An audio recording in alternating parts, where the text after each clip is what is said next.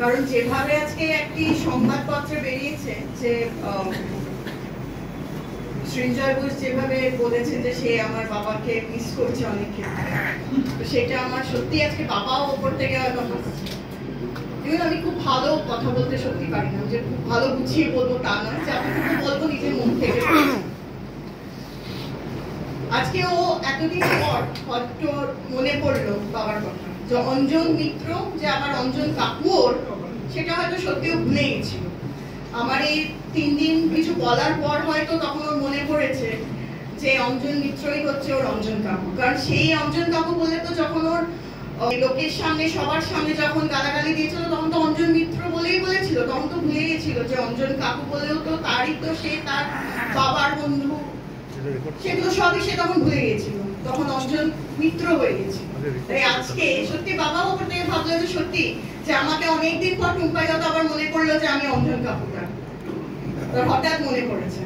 কারণ যখন আমি বললাম যে কথাগুলো যখন লাস্ট 3 দিন ধরে বলেছি যে ও কি করেছে, দেখুন আমার বলা নেই, এটা আপনাদের চোখের সামনেই সব ফুটেছে। ওই জন্য আমি তো এই নই যে না আমি বলছি এখানে, আপনারা সবাই দেখেছেন যে কি হয়েছে।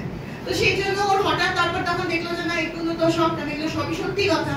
তখন ওর মনে হচ্ছে যে আমার তো অঞ্জন কাকুকে আমার সব থেকে আমি মিস করছি, বা অঞ্জন কাকু আমাকে চেয়েছিল, অনেক কিছু খবরের কাজ আজকে নিশ্চয়ই আপনারা অনেকেই পড়েছেন জানেন, তো কিছু আর বলার নেই। তখন ওর সত্যি মনে ছিল না। আর যদি সেটাই হয়, আমি তো সত্যি বলবো যে আমি এই কমিটির কাছে ধন্যবাদ, আজ মিত্র পরিবার থেকে আমি বলবো আমি এই কমিটির কাছে ধন্যবাদ, আমি জিএস এর কাছে ধন্যবাদ, দেবাশিস দত্তর কাছে ধন্যবাদ, পুরো কমিটির কাছে ধন্যবাদ। কারণ তারা কিন্তু আজকে রেকগনাইজ করে অঞ্জন মিত্র আজকে মিডিয়া সেন্টারটা করেছিলেন, এইটাই হচ্ছে সম্মান ওনাকে দিয়েছিলেন। কিন্তু আজকে কিন্তু ও কোনোদিন শুধু যদি মনে করো বলে, বলার তো এখানে কিছু নেই, ও বলবেটা কি? কারণ নিজে জানে যে ও কি করেছে না করেছে, কিন্তু কোনো বানাবার ব্যাপার নেই। আর আমি বেশি আজকে এই বলে আর কিছু মানে নিজেরই ওর ইয়ে হবে যে ও কি বলেছে। আর আরেকটা কথা, ও আমাকে কিছুদিন আগে আরেকদিনও খবর মানে ও অ্যাকচুয়ালি এখনো যাই হচ্ছে সেগুলো অন্যদিকে কোনো না কোনো দিকে ঘুরিয়ে দিচ্ছে। একবার কখনো রাজনীতির রং, কখনো একবার অঞ্জন মিত্রকে মিস করা, সব দিক। কেন ওর সত্যি বলতে গেলে কিছু বলার ব্যাপার থাকছে না। তারপরে আরেকদিনও লিখেছে আমার স্মৃতিচরণের জন্য আমার মনে হয় ওষুধ খাওয়া উচিত। তো আমি নয় ওষুধ খাবো, অসুবিধা নেই, তো খুব মানে ওষুধ যদি খাই মানে আরো অনেক কিছু মনে পড়বে, আরো ছোট ছোট ঘটনা মনে পড়বে।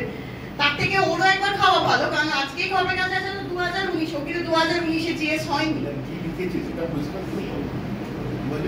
ও তো হ্যাঁ 2019-এ লিখেছে যে আমি 2019-এ যখন জেনারেল সেক্রেটারি হয়েছি তখন নাকি উনি অঞ্জন মিত্ররই মানে কিভাবে উনি চালাতেন ওইভাবেই ক্লাবকে সাফল্যের দিকে নিয়ে যাওয়ার চেষ্টা করেছে।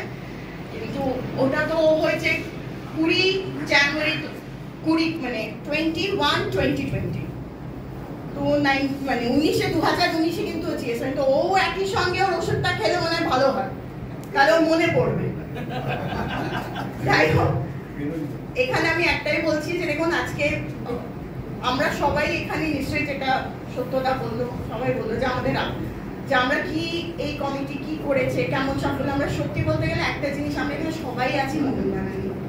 আমরা সব থেকে আমাদের সবার রক্তে সবুজ মেরুন ছাড়া জন্ম থেকে মনে ওই রংটাই আমাদের মধ্যে মনে হয় ইনজেকশন দিয়ে যখন মাদের পেটে ছিলাম তখন থেকে ওই রংটা মনে হয় চলে এসছে। তো সবাই আমরা চাই নিশ্চয় আমাদের মোহনবাগানেরই ভালো। আজকে আমার আগেও বলেছি আবার, নিশ্চয় যেভাবে আমরা এই কাজ হয়েছে বা আজকে দেবাশিস দত্তর আন্ডারে যেভাবে আমরা কাজ এগিয়েছি বা হোল কমিটির ক্ষেত্রে, বাবা নিশ্চয়ই সেখানে বাবাও নিশ্চয়ই খুশি হবে, কারণ সেইভাবে ক্লাবটা বাবা যেভাবে চেয়েছিল যে মোহনবাগান এগোচ্ছে সেইভাবেই এগিয়েছে। তাই আপনাদের আশীর্বাদ ভালোবাসা যেন সবসময় আমাদের সঙ্গে থাকে, দেবাশিস দত্তর সঙ্গে যেন থাকে, এটাই